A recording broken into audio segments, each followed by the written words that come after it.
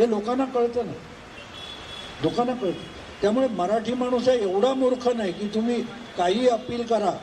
मला तुम्हाला सांगतो 2017मध्ये ज्यावेळेला राष्ट्रपती पदाची निवडणूक होती त्यावेळेला मी हे व्हिडिओने मी ब्लॉग लिहायचो, जागता पहारा.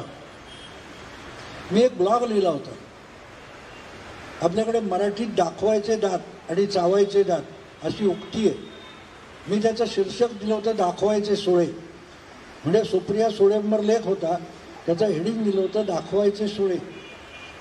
तर त्या 2 दिवसानंतर मला सुप्रिया ताईंचा फोन आला, म्हणे अमुक तमुक काय काय. म्हटलं मी कुठच्या पुढाऱ्यांना भेटत नाही, मी घरी बसून लिहितो.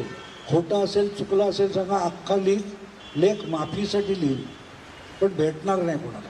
आणि मग जेव्हा आम्ही जवळजवळ 22-23 मिनटं बोललो तेव्हा त्यांना मी एक म्हटलं की तुम्हाला एक गोष्ट कशी लक्षात येत नाही की अमित शहा असो किंवा नरेंद्र मोदी असो, हे दोघे गुजराती आहेत.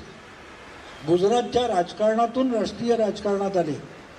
ते महाराष्ट्रात येतात, शरद पवार उद्धव ठाकरेंना हरवतात, तिकडे चौटाला हुड्डाला हरवतात, इकडे जाऊन मुलायम सिंगला आणि हरवतात. तर का हरवतात ह्याचा विचार कराल की नाही? मराठी माणूस, हरियाणवी माणूस, उत्तर प्रदेशचा माणूस हे आपल्या राज्यातल्या नेत्यांपेक्षा मोदी शहांवर का विश्वास ठेवतो याचा विचार करा, शोध घ्या, तर तुम्ही त्यांना हरवू शकाल.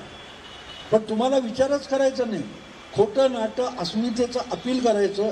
एवढा मतदार आता बुद्धू राहिलेला नाही.